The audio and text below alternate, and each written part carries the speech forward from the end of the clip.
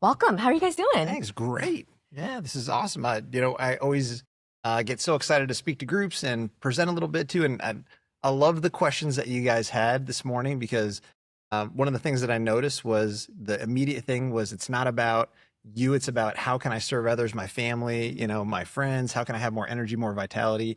And usually it's those external things that we want to push ourselves for to be a better version of ourselves. So kudos to you guys and thank you for having us.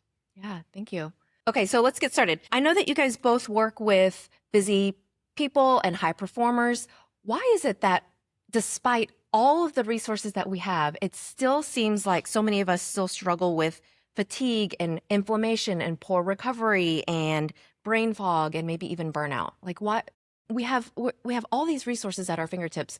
Why is it still so hard for so many of us? Yeah, I think I'm sports medicine first, so I'm going to talk to you like a sports medicine doctor, right? So I think the biggest thing that most people don't truly appreciate is really how their body works, right? I mean, what's the effect of cortisol on you? How does that work? How late did you stay up last night? How much did you power through something?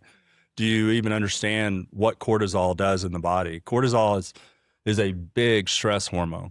And in a lot of ways, you're battling that back and forth. It's like a tug of war. And somewhere in the 90s or somewhere in that period of time, the person that's working the hardest, that's staying up, pulling all-nighters, I mean, like someone going through medical school and residency, right? Which I'm sure we blew up cortisol when we were in those situations. That was the thing to do. You were successful if you were working hard. If you were working hard, it overrode everything else. And unfortunately, most people really don't truly understand what that's doing to their body. So learning and understanding how your body works is a big factor. And I think that's probably the very straightforward way of explaining that from what I see is most people that are still dealing with those types of issues, but they're driven and things like that. It's mostly because they don't understand what they're doing to themselves when they don't understand the concept of rest and recovery. Yeah. So how do we balance this desire to still be successful and live these amazing lives with the cortisol that's happening as a result of our drive? Yeah, well, I think you start off with understanding how your body works. Is pushing myself this much harder going to help me that much more than where I'm breaking my body down, right? Getting 4 or 5 hours of sleep a night, drinking 3 or 4 Celsius or Starbucks or whatever it takes to power through the day, right? Is it worth it from your overall health and physical function? And I think if you can understand, you may be in a situation where you have a project coming up, you say, I've got to push through this, but now after that, I need to go recover. So, my background was baseball and cycling. And when I would, not so much in baseball, but when I raced, and even the athletes that I take care of, when they're training hard in season for their sport and then they play their sport, there's always a recovery. And that's simplistic from a sports standpoint, but it's literally the same thing in just normal everyday living. You have to recover yourself. So you have to have some sort of check-in with how you're doing and how much you're pushing yourself. Maybe, there's all types of technology you can wear, whether it's an Apple Watch, a Whoop, it'll tell you, how much rest and recovery you're getting, or just journaling, just logging. How much sleep did I get tonight? What time did I go to bed? What did I feel like when I woke up? To get some feedback on how to recover. You need to recover. And that's the most important way I can explain it. Everybody in this room is a high performer. We have a lot that we're doing at all times, and there's things that we're juggling and things that we can't drop. And I feel like the higher level of your performance in certain things that spills over into the better you are at kind of masking other parts of it, like not getting enough sleep, not having the energy that you want, not being able to go to the gym or making excuses for those things and just pushing through travel. There's 2 different parts of our nervous system. There's the sympathetic, which is like fight or flight. And then there's the parasympathetic, which is resting, digestion, healing, metabolism. And so we get caught up in this sympathetic overload, sympathetic dominant mode. And that's where we start seeing, just like you mentioned with cortisol and blood pressure issues, heart rate issues, lipid issues in our body. And I truly believe, just like you mentioned with sports, like we need to prioritize recovery. And the question about peptides too that comes to mind is like, what else can I do, right? Like I'm already doing this. I'm already foam rolling. I'm already stretching. I'm doing all these things. What else is there? And so that's where we tend to see people like yourselves that are high achievers, that are focused, that are trying to do all these extra things. What's the extra level that we can kind of bring into that to help add extra value to that recovery? So before we shift and talk about peptides, can you guys just share what are some of the most effective forms of recovery? So I'll give you this example that unfortunately I can't claim it because a patient came up with it and it was just brilliant. And it made me really understand, what does recovery look like? How do you recover? Well, that's unique to everyone, right? I mean, is recovery sitting at home, in a room that's dark with the lights off, just listening to like spa music? Maybe. But this particular patient told me, said the best way they recover, and they got just a virtual reality mask. They put that on, and everybody kind of knew when that's on in the house, this is their recovery. And then so then I go, I got to check this thing out, So I mean, I go home and try it. I'm like, wow, that's extremely relaxing, right? So recovery is unique.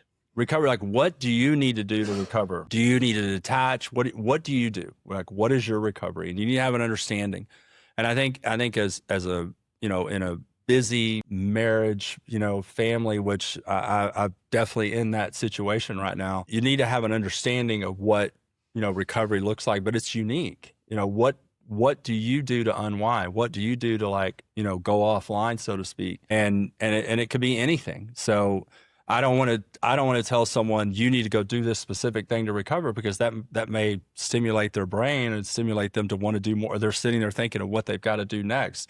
Recovery means that you're not worried about what's next. It means that you're calming down. And just like Dr. Otto was talking about, what you're doing is you're you're slowing down that sympathetic drive in your body. And that's what you're trying to do. So whatever that is to do that, which is a unique thing. It's the mind, body, and soul, those things that are uniquely geared towards yourself, those things that are kind of innate within you of like, hey, this is what helps me just kind of reach an equilibrium, if we want to call it that. And so my wife is like, hey, I want to go out and, be with our friends and do all this stuff. I'm like, I want to sit down, read a book, chill, like quiet, And so, and just like you're saying, we have a headphone system too of like, if my wife has her headphone system on, don't mess with her, give her a minute. So the term that we kind of hear right now a lot of times, I'm overstimulated. There's too much stuff happening now. And so you got to figure out what works best for you and make sure you prioritize yourself with those things. That's the biggest thing. Is another thing that I kind of heard just from listening to you guys is a lot of times we become so reactive in life that we're not being proactive towards those things that we truly need that are going to help towards that recovery. Well said. What do you think are some of the signs that we need to think about recovery and we need the recovery? Because I think for so many of us, we're moving so fast, we're doing so many things. I don't even think I have time to stop and be like, oh, I think I need to figure out what I need to do for recovery. So what are some of the signs that we could be looking for to know, like, hey, you need to slow down, you need to think about this? When we start noticing like, I'm forgetting stuff, I'm dropping the ball on things, like I feel like I don't know if you guys have ever noticed this, is driving in your vehicle, you're going down the road and you're like, this guy's a jerk. These guys don't know how to drive. And then all of a sudden you're like, let me just check in real quick. Okay. Let me just take a breath. Yeah. It's me. Okay. So, so when you kind of feel that mode escalating like that, it's good to kind of check in with yourself. Another thing, if we talk about the physical side of it, slow wound healing, pain, aches and pains, your body is constantly giving you signs, where it's afferent and efferent, like these signs that go up to the brain and then down to the rest of the body. So your body is constantly giving you these little clues, little check-ins. And so, whether it's the physical side, the mental, emotional side, or the spiritual side, you need to check in with yourself on those three main factors, in my opinion, to kind of see where we are in that balance and that homeostasis. Can you guys talk about the cost of not doing recovery? Like the things that we might not be even knowing could be a potential cost. If your cortisol is high, you don't sleep well. It's A equals B. It's if your cortisol is high, you're not sleeping well, right? So that is a really good sign of something's wrong, and what may be the case in that situation is you may not know what's wrong. right? You may not be realizing that work has really been hitting me hard lately. Kids have been hitting me hard lately. Life has been hitting me hard lately. But if your cortisol is high, you're not sleeping well. And so poor sleep, there's a whole specialty in medicine called sleep medicine, right? And poor sleep leads to a lot of these problems. If you're not getting good, like stage 3, 4 REM sleep at night, which are the stages of sleep, the deep, deep, deep sleep, if you're not recovering at night when you're sleeping, that's when you're supposed to be recovering, then you're going to start feeling the effects of that. Just like what Andrew was saying with brain fog and just not feeling good and taking forever to get out of bed and not wanting to get up, not being able to function until you have some type of caffeinated beverage to get you going. Those types of things, that's a big warning sign. Something's up. But it's the underlying factor is high cortisol affects sleep. When you go to bed at night, when you sit there and you go to bed at night, you're laying down, you're thinking about it. Are you sitting there thinking about, the 85 things you got to do tomorrow, and then you go to sleep? So you've just hammered your sympathetic nervous system, raised your cortisol, and now you're trying to go to sleep, And so you need to have that unwind feeling or that unwind ability to be able to stop all of that, whether it's, reading a boring book or something like, I don't care. I mean, but that's what I would say to it. And I think for me, like, think about a sports car. You got a Ferrari, right? And so if you're not changing the oil, if you're not rotating the tires, if you're not letting the engine cool off, eventually performance is going to suffer. So it's going to spill over into all those things, like the 4 cores from here is faith, family, fitness, and finance. Like something's going to suffer.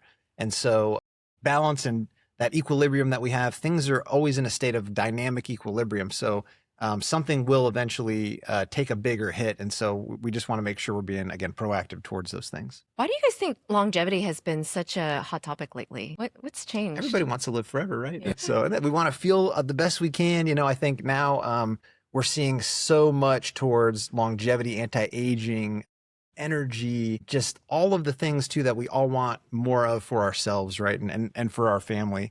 And so I think that's a big topic that we're seeing more of. And from a longevity, anti-aging standpoint, AI is a big driver for a lot of this stuff as well too. That's part of the conversation that we're seeing right now. And there has never been a time in medicine that we've been able to make so many, there's been so much research, so much stuff that's been able to happen from a genetic standpoint, from looking at how we can create data pools based on AI information that can help drive how one medication or how pharmacological stuff can actually impact the biology of our body. So I think we're going to continue seeing more and more progress with that, where people are living longer, they're having more energy and vitality, but it is a combination of this new progressive stuff that we're doing, but also there's nothing that beats, just, eat well, move well, think well. It's the foundational things of what makes us healthy in the first place. Because if you ignore that and you're like, well, I'm just going to take this pill and that's going to be my magic wand and that's going to help me live forever,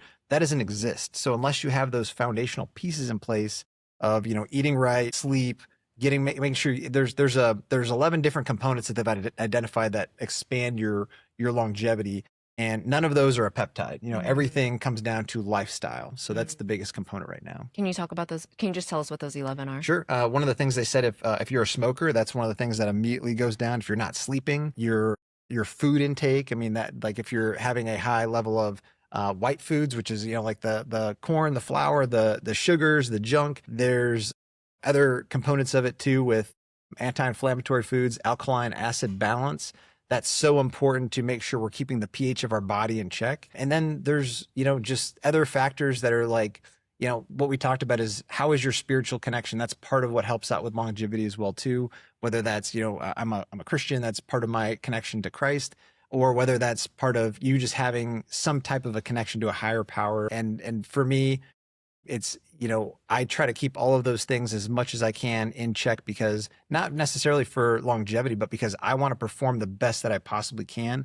I know that every time I walk into a room with a patient, I have to be the best version of myself. I know that every time I walk in with my kids, I want to be the best dad I can be. I want to be the best husband I can be. And I think that's what a driver for a lot of people here is yes, I would love to live a long time, but it's more than just quantity of years. It's quality of life that we have as well. So So for somebody that's newer to the conversation, how could you explain peptides in a very simple, practical way? Yeah, well, so talking about longevity medicine and talking about trying to help reprogram or put back what's being taken away from you has been a topic that goes all the way back to the 90s, right? This is not new, by the way. You know, what we're talking about, it's just we didn't understand it or have the ability to get the type of peptides that we needed to make it work. So I'll explain it this way. We all know about hormone replacement. We all know about testosterone replacement. We all know about estrogen replacement.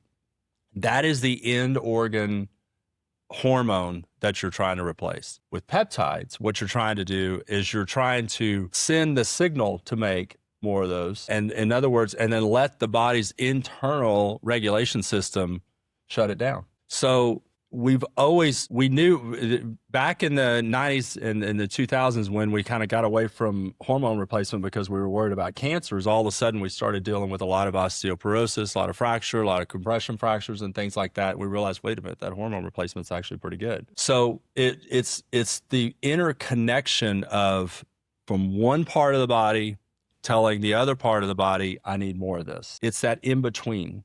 That's what a peptide is doing. You're putting those peptides in to tell it's saying I'm coming from this part of the body and I need this more of this. Now that doesn't mean more is better, right? It just means that you're replacing or you're trying to sort of bring yourself back up to a level playing field. And I can get excruciatingly more detailed than that, but I think overall that's probably one of the easiest ways to explain it. Does your body become dependent on them?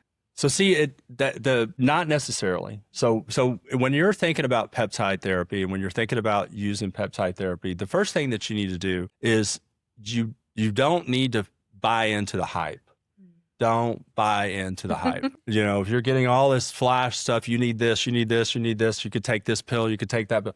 Don't buy into that because that's just used car salesmanship. What that is. The way to really know what is a good peptide for you, and there are a lot, is to, first of all, just get an overall evaluation. You come in, you say, I'm just tired, I'm foggy, I don't feel well. How are you sleeping at night, right?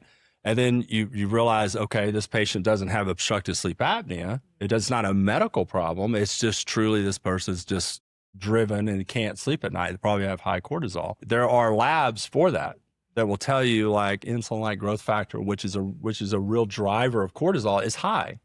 So in a patient like that, you can know it's high, then you can match that peptide with that to start to try to get that down back into more of a normal range. But you have to back that up with lifestyle too. And you can then, to answer your question more specifically, you could say, okay, now it's not working as much. I want to come in from a different pathway. But after a while, you're going to get diminishing returns. You know, you can't peptide your way out of your own problems, but you can improve your problems, right? And if you're doing peptide therapy, you're learning and understanding your body more, and you're understanding what this is for. You know, everybody wants to come into our office or something like that and say, I want you to make me feel like I felt like when I was 20 years old. I don't want labs. Just give me the shot. I want to go. Well, that doesn't work that way. So I don't know. I don't, that's how I try to give the explanation of it when somebody's asking me like why I should try that, but that's my definition of it. And peptides are really they're chains of amino acids, short chain amino acids. The exciting part is, you know, if we think about like pharmaceuticals, that's like you're hammering the body, you're overpowering the physiology. So kind of as Dr. Rich was saying, I like to make the analogy of, you know, proteins in our body are like departments within an organization. And the peptides are like the text messages, the emails that are going out. So it's signaling what the body needs to do. So it's giving information and messages. And that kind of goes into tandem with what we do on the regenerative medicine side as well, too, which is really a whole nother conversation. But that's really what it's about, is signaling the body in different ways to create the outcomes that you're trying to objectively manage within the body. And, you know, it's a whole new world for us with this stuff too. There's a lot of research that's going into it, but the research hasn't caught up to all of these findings that we're seeing with people in my office right now of healing faster, feeling better. You know, you guys have probably heard like all these different stacks, and, you know, like there's a different terminology that they use with these peptides of cycling on and cycling off. And that's even with vitamins, like if we're taking the same vitamins, the same supplements for months and months and months, there's a diminishing return to that, you know? And so it's always good to cycle on, cycle off, mix it up with the physiology, because our body is really good at creating that homeostasis. And after a while, you're not going to get the same feeling that you get when you just start a new vitamin supplement regimen that you do 4 or 5 months down the road of taking that same regimen. So for someone who hasn't taken peptides, can you tell me what are some of the things that peptides could help with? Well, I'll use Samorelin, for example. Samorelin is a really, really popular peptide that most people want to be a part of. Samorelin, the goal for Samorelin really is to help lower cortisol. When somebody wants to, start on peptide therapy, let's say we've gone through the initial workup, and then we've kind of decided, okay, have you considered peptides? You might be a good candidate for it. We get labs. We look at the labs and we say, wow, this is high, or this is a problem, these are things. Samorelin is a real easy one for most people to start on, because that's almost everybody's living a stress life, right? It's easy. It's the easiest one. And I'm not talking about I want to lose weight, so I'm going to do a GLP-1, which should not be the reason why you want to use that. But Samorelin is a peptide that you can actually track your progress. And it's not, you can get labs within 2 to 3 or 4 months and see if your IGF is coming down. And then as long as you explain to the patient how to use it, you don't want to give it every single day. You want to take a couple of days off, like Dr. Oteo was talking about. But it's one that actually you see really good results. But at the same time, you're going to get diminishing returns if you keep using it. But you can track that. You could trace that. You could see that with labs. You can say, this is probably not helping you anymore, because your IGF is well within low normal ranges, and that's what it's going for. You could cycle off of this for a couple of months, come back on. Those are the types of things that you really need to have that conversation with your physician, because you need to be followed with these things. You don't just need to just be injecting them haphazardly, because you may be injecting all these things and they're not really even helping you anymore. Yeah. I think a lot of people start the initial conversation of peptides from weight loss. Like that was the GLP-1s, that was the boom of starting a lot of the peptide stuff. But like we talked about, this has been around for years and years and years. And insulin's a peptide. That's one of the most common ones. The most commonly prescribed medication in the world is a peptide. When we look at all of the other things now that we're able to extrapolate, like I was mentioning, peptides are like beads on a string. And so the order of those amino acids or those beads on the string dictate what it's going to do to your physiology. And so now there's so many different DSIP. It's deep sleep peptide that helps to regulate sleep. There's 7 different peptides right now that they're looking at bringing from category 2 to category 1 right now. And this month they're doing this. There's a lot of stuff happening. And so recovery, sleep, energy, sexual health, just overall feeling like yourself again. That's really what people are looking for. But again, there's no magic bullet for any of these things. And there's other components that go into it to help synergistically with those things. What should people be looking for to know that their peptide provider is a legit peptide provider and not just somebody that is, now I'm just going to start doing this? That's an easy one. So the best way to know is when you go see someone. I'll give you an example of a bad one. Yeah. Right. I'm going to use bioidentical hormone pellets and peptides together. Right. I'm going to switch over to hormone replacement for just a second and use that. Someone walks in, they say, I'm feeling bad. They think I don't feel good. This person's got like all of these, marketing materials of what they do in the front of their office and these types of things. They come back. They don't really check labs. They don't really dig in. They're not checking your meds. They're not really looking. They're saying, you need these. And then they just hammer you with them. They say, you need to take this every single day. And then you may ask the question, well, how do I know if these are working? It's, oh, you'll feel better. Those are the types of things. And I mean, it's just, and generally speaking, that's usually a physician or a provider that really just doesn't understand the science enough. They're just giving that. So a physician that is really asking all these questions, really trying to get to the bottom of what your problem is, and really trying to make sure that you're a candidate for peptide therapy, and not your problem is not your thyroid, or your problem is not obstructive sleep apnea, or your problem is not, you're new onset diabetic and didn't know it. You got to rule those things out, and you need to make sure it's not that. And then if it isn't, which is not hard to do, then you start you start talking about your lifestyle and what's going on with you and where are your problems, why do you, what are issues you're having, and then you could start to marry a potential peptide to that. But it's not a first thing out of the gate kind of conversation. It's a tool like all the other clinical tools that we have. But at the same time, a lot of what you're seeing is these 503A there's three different classifications of peptides. There's the FDA approved peptide, which is a very short list of peptides. Then you have 503A, which is the ones that are approved for compounding pharmacies. And then you have the 503B, which are the ones that we're seeing. And 503A and 503B are also, they're all for research purposes right now. But when you get let's just say you order something on the internet and you see on the label, it says not for human use, for research purposes only, I would approach those with a lot of caution. And you just don't know where those are coming from. Usually you're not getting like a COA along with those. That's one of the things, just so you're aware, that's happening this month is there's 7 different peptides on the 503B list that they're moving to the 503A, potentially, as long as the PCAC, it's basically the pharmacological group that is in charge of making decisions about what's approved and what's not for these pharmacies to produce. And so as long as that gets produced, that's going to help these new peptides have more scrutiny and more research that goes into those. And even Eli Lilly is one of the big ones right now. They're putting, they have a $14 billion research budget, billion with a B. And much of that is going to retatrutide, which is it's a GLP-3 third generation weight loss product that we're seeing out there. But we are going to continue seeing this heavy investment from these big pharma companies into creating more of these peptides as we're going. And so you just want to be very careful about who you get stuff from. And like you were mentioning, blood work, lab work, making sure that your body is able to tolerate some of these different things, looking at liver enzymes, a good CBC score for your body, making sure everything looks healthy for you in the first place. Otherwise, you could be adding additional stress into the body, that's where we see more side effects and different things from. There's also LPSs, these lipopolysaccharides that if some of these companies that you're ordering stuff online, they're not cleaned out, and there's actually other compounds that could really create more of like an immune response from your body, or what's called cytokines, like increased cytokines within your body. So as you're taking these things, your body basically rejects it, and then you're having additional side effects that could be potentially dangerous for you. So what kind of provider should we be going to for that initial assessment?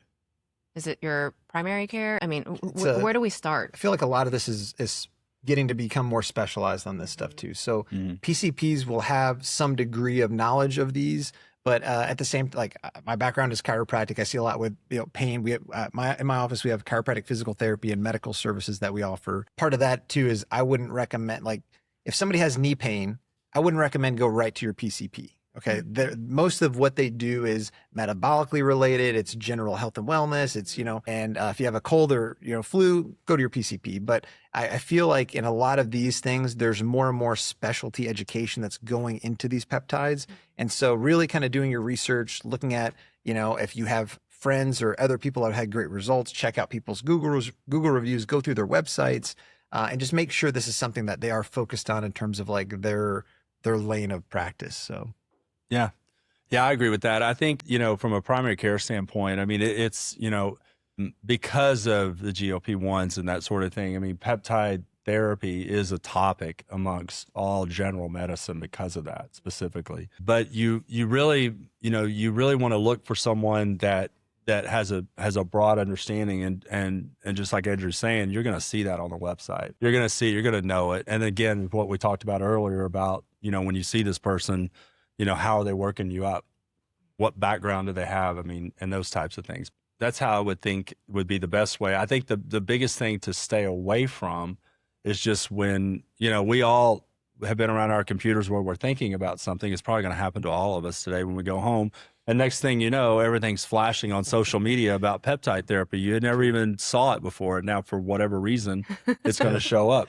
Those are the things to be careful about. Yeah. Because, those are just geo-targeting, patients or people just to, to try to draw them in and those types of things. Those are the things I would watch out for. Okay. So we've talked about GLP-1s a couple of times. You've mentioned it. What do people misunderstand about GLP-1s and what they're used for and how they are effective and ineffective? A lot of times we have people that come in, they're like, I want to lose weight loss. Like that's their main goal, right? And I would say like it's not something that eliminates body fat. That's not how it works within the body. There are different effects that it has, GLP-1, and then we're seeing, semaglutide, tirzepatide, retatrutide, like there's these different compounding things which is like Ozempic, Wegovy, like there's different terminology that people use based on what company is producing them. But one of the main factors too is like how it works with insulin within the body and some of those receptors to help upregulate insulin to allow your body to basically get rid of some of those thoughts of, I need food, I'm hungry, and also work within the gut to slow down gut motility as well. So that way you're literally not hungry because your gut is interacting with your brain and causing this cascade to allow your body to actually utilize food maybe a little bit more effectively and to stay in your body a little bit longer. So that's also where I see people get into trouble with those GLP-1s is they're taking too high of a dosage. And that's where their gut starts getting in trouble because then it can cause inflammation.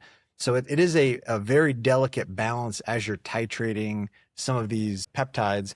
And that's where I see most of the side effects is like they are just going for the max dosage right out the gate versus our whole thing is like first do no harm, right? First work with the body, see how things are going to be tolerated, and then you can ramp that up and increase that. So with the weight loss medications, obviously that's one of the big things that we're seeing, that it's an insulin inhibitor. It's one of those things that works with the pancreas, then also works with your brain, works with your gut, and so many hormones in your body. Almost every hormone in your body that is produced in your brain is also produced in your gut, which is why that's such a powerful tool as well. So Yeah, I would dovetail on that. That was all perfect, but I think I would probably add to that was, I don't know if you guys remember the days of Adipex. Everybody wanted to take Adipex to lose weight.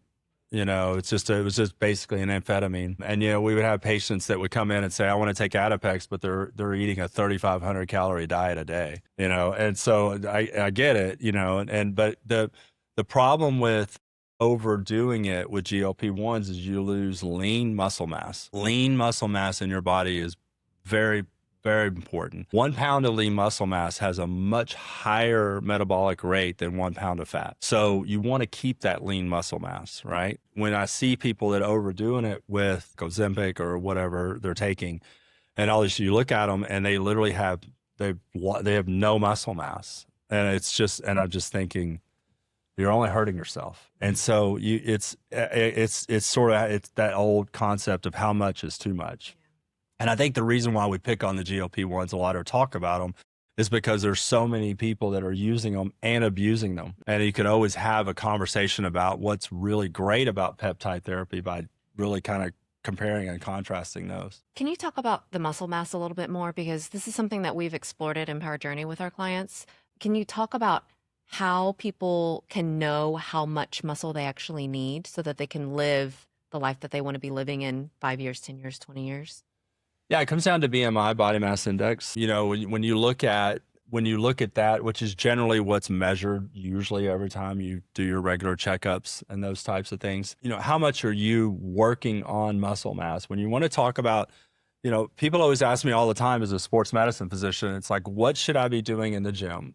And, should I be walking, on the treadmill, or should I be on the exercise bike? What should I be doing in the gym? And I said, if you can't think about what you need to do you have a limited amount of time, strength training is one of the best things you could do to an extent that you don't hurt yourself, right? I don't want you guys all going out and joining CrossFit tomorrow because you'll be every one of you will be my patient. So, but I mean, strengthening is the most important thing, right? If you strengthen first, because that's increasing your muscle mass, right?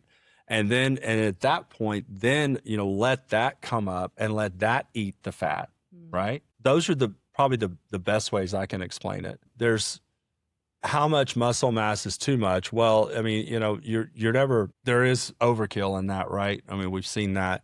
But generally speaking, in order for you to overdo it by building muscle mass, you're going to have to take a supplement. So my recommendation is always try to build muscle mass, and that helps you. That helps I mean, patients that I've seen that are in the 80s, that are in 90s, that are still working, that are still doing well, that are still very active. They focused on muscle mass. And again, not to the extent that you're in there trying to lift like 4 plates or something, like you're trying to push the heaviest weights, just strength training.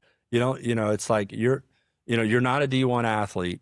You're not getting paid, to play a sport. I'm sure you probably want to look good and those types of things, but don't overdo it to where you hurt yourself. So that does come with a warning label. Yeah. I think a lot of us start off with like, I want to get the 6-pack. I want to look good at the beach, and then after a while it's like, I want to feel good. Like, I just want to have energy. I want to like be able to function. And so when we talk about like, not necessarily like body mass index is huge, but also your functional index, like what you're able to actually do in terms of movement, exercise, flexibility is a big part of that. Stability, balance training is a big part of that, strength and endurance. So all of those things kind of have to be in tandem to make your functional capacity as great as it can be. And a lot of times what we start seeing is the fragility of aging, where we start seeing atrophy happening with muscles. That leads to other things like decreased bone mineralization, osteopenia, osteoporosis. And so that's a big thing. It's not just for like, I want to maintain muscle, but literally like your organs, everything, your spine, like all of the bones in your body rely on your muscles to also build stability around that as well too. So, Okay, what do you think are some red flags that people should be looking for to know that maybe they are not the right person to be starting peptides? the quick fix is like, hey, I want this right now, and unfortunately you guys all know we live in like this Amazon delivery next day, like we want things yesterday kind of situation. And so that's where I steer people away from that. And just to be upfront with, like, if this is still very experimental. There's a lot of things out there that are very experimental. We do not work with people unless we do labs with you. And that the reason why, and if somebody has a history of cancer or tumor growth or different things like that, you wouldn't want to take something like a BPC 157 that is geared towards angiogenesis of blood vessels that could potentially increase growth of those tumors, right?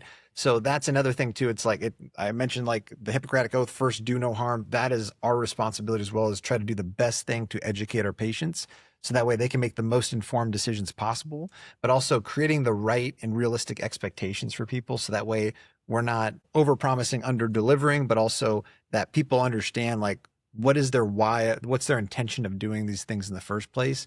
And if your intention is, I want a quick fix, I want, immediate more energy, I don't want to do any work on my end, but I want this peptide to be my magic wand on this stuff, that's probably not the best candidate for care. Yeah, the way I would add to that is I'd bleed over into the regenerative medicine side just a little bit. And I would just ask, I'm not asking for you to answer this, just think about this.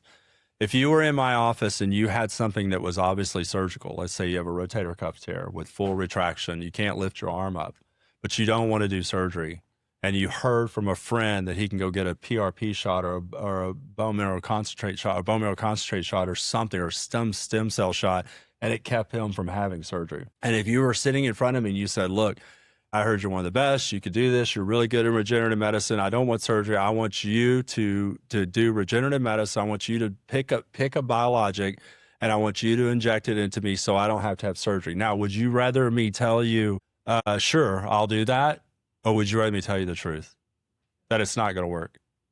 I mean, it's just, there's no data whatsoever that will prove that it works in a situation like that. There are concepts and situations where you can have a partial tear where it would work, but would you rather be the type of physician that I'm just giving you hope that you're driving home that day, so, oh, thank God I'm not going to have surgery, he's going to inject this and charge me this crazy amount of money, and I'm not going to have surgery, this is so awesome? Or would you rather be saying, look, it's not going to work? So it's the same kind of mindset there with peptides. It was somebody comes in and they're asking, I've heard all these great things, and it's like, I want you to give me all these great things, but I'm not being honest with you. And, it's like, first of all, we need to check your labs. Your labs are not really promising for it. Those types of things. You don't want your physician to be a yes man, and that you want them to be able to say, look, be honest with you. And that's probably the best way I can explain that. Where should somebody start? Because I'm listening to you guys and I'm hearing like, okay, you got to fix your sleep and watch your cortisol levels and make sure you're eating great, and then also there's these peptides that could help. For me, who like everybody that knows me knows that like I wish I were a healthier person, but it's not one of my strengths. Where do I even start? Like, I know that I don't get enough sleep at night. I know that I live a stressful life. Like, how do I like? I'm almost leaving thinking, okay, I don't even think I'm in a place where I'm ready to even have a conversation about peptides because I have all these basics that I need to fix. Well, I think you nailed it on that too. Like the work you guys are doing right now, those questions you're answering, in that packet, that's where you start is like, hey, where am I right now? Like, where am I on my health journey right now? And, I love golf. I kind of talk about that in a lot of different analogies. So like you're at point A right now, you want to be at point B. So how do you get from point A to point B? What is that journey that you're going through? And sometimes it's like, I need to talk to a counselor. I need to kind of work on the mental side first. Sometimes it's, I really need to make sure that I'm putting down the chips at night because I know that's like my lipid levels are way off. Or sometimes, I just need to reconnect with my faith. Like there's all these different things. And as you're working on stuff, what I tend to find is the people like you guys who are putting in the work to do the self-improvement aspects that are going to make that big difference, how you eat, how you move, how you think, those aspects of it.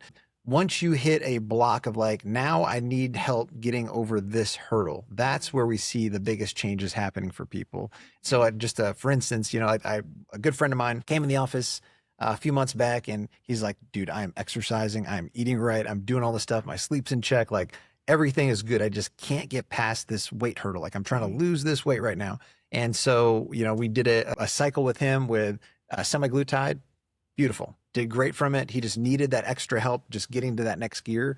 And sometimes we need to identify like what part of my health needs the most attention right now.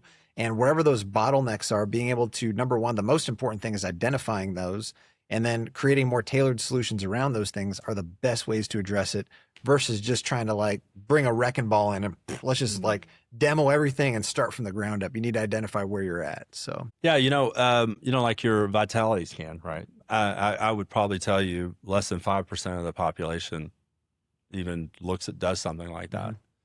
I would say, when you pick your moment for the week, like let's say Sunday from like 2 to 4, whatever, right? And you start asking yourself, how you did this week. You start checking in. Did I sleep well? Was I tired this day? Just to kind of, you need to like, it's almost like asking yourself, give me feedback as to how well you're running. I'm talking you, body, meaning body. And if you're not sleeping well, if you're not doing well with sleep, there's something wrong there, right? And so to try to check in and figure out why. Yeah. It doesn't mean you go straight to peptide therapy. It could be anything, right? But you need to at least ask the hard questions. I'm not doing that great right now. Why? And don't do what most patients do. It's with benign neglect with their own health. And what I mean by that is that they're like, I think something's wrong, but I'm just going to like bury my head in the sand until it's an emergency. They're being more reactive instead of try not to be reactive. If you're not doing well, let's figure out why. What are you guys most excited about in this field? Lots of excitement right now. It's been past 4 years really has been a lot of growth, a lot of development with this stuff too. I nerd out on researching some of these different things, like where the future is going with it. I shared some of the different AI models that they're kind of creating around this stuff too. One of the things that I just kind of put this out there, I really pray to see pharmacogenetic testing take off more, which is, think about this, if you can take a cheek swab and send that out to the lab and then it tells you, hey, these are exactly the medications you should take. These are exactly the vitamins you should be taking. It's getting there, and so the more they go through the human genome and identify some of these different factors, we're going to get there in our lifetime. I feel confident about that. But that's a big one, pharmacogenetic testing to help dictate our health outcomes. There's different places out there that they're doing testing for stage 0 cancers right now. I mean, there's a lot of progress that we're seeing. And even these peptides, again, messenger cells, they're developing peptides right now that potentially could bind to cancer cells specifically to kill them. There's this wide effect that peptides have on our body. So another example of that would be, I have a patient that has come in, he's on semaglutide, he's a retired Navy SEAL. First time I ever touched his back, I'm like, what's this lump in your back? He had an AK-47 bullet lodged in his spine they couldn't remove. Wild stuff. But he wasn't on semaglutide for the weight loss component, it was for the anti-inflammatory component. So there's this overlapping effect that we see that these peptides have in our body. So what's good for weight loss may also be good for, recovery, or maybe good for health and beauty. Like there's these crossovers that we're seeing. And so we're going to continue seeing them dial in these peptides to get so specific, like lock and key kind of mechanism on the desired outcome that we want to see from these. So that's one of the things that really gets me excited about neurological conditions, cognitive issues, some of these neurotropic issues that we're seeing, that I really am excited to see where the technology, where AI is going to help drive some of the science. Yeah, longevity medicine, like I said, has been around really since the 90s with Dr. Cooper at the Cooper Clinic here in town. And what that meant back then was they're trying to find ways, to preserve life and live a healthier life. Back then, the tools that they had were much more limited than what we have now, and so what they were doing back then was they were trying to get ahead of anything that can happen. Most of the popular things was total body CT scanning, total body MRI, elective, those types of things. Let's see if we can find something before something happens. That was longevity medicine in the 90s. But medicine started really hitting the right track in the early 2000s, where not only when we were drawing cholesterol and lipids, we were also looking at particle size. Because really it was really the small particle size that really was the problem. So if you had low cholesterol, but you had a high particle size, you were at, atherosclerotic disease risk, and you probably didn't even know it. With peptide therapy, it's like, the best way I can explain it is, it's like being a Dallas Cowboys fan. You want something so bad, but you don't have the tools to make it work. And every single year you think, this is the year we're going to put it together. We've now basically mapped the genome. We know how to put all this together, and then you put it into play and you test it, and you're having the same conversation in December, right? That's fair. Yeah. But now, it's like we're finally, at this point, we finally have unlocked the key to an extent, right? To the point to where now we truly have seen, the peptides, work and travel. I don't want to get, political, but the COVID virus was a messenger RNA vaccine. I'm sorry, the COVID vaccine was a messenger RNA vaccine, basically. And they used that technology to come up with it, regardless of how it really worked, but they were using that technology. So medicine is leading with the technology now, working or not, they're leading with it, right? And so I think that's the best part about it. So now we're finally have course corrected. We're finally focusing on what is actually truly working and what is actually the right way to do it.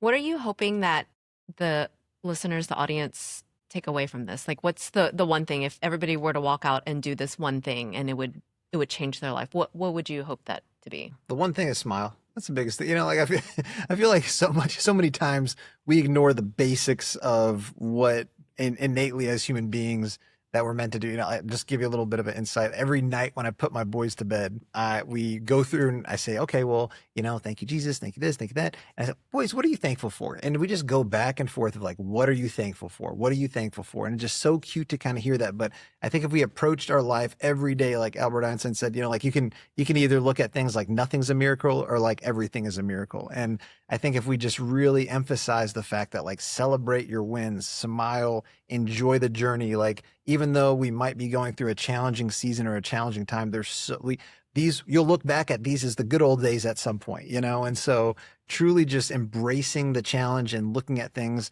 for the blessings that they are all around us. That's that mental aspect of it that I truly think health is derived from. And I have patients that literally come into my office and they are grumpy. They are mean. They're angry. They're not having a good time. They're in pain, and so we all kind of know maybe some of those people. No finger pointing in this room. Okay.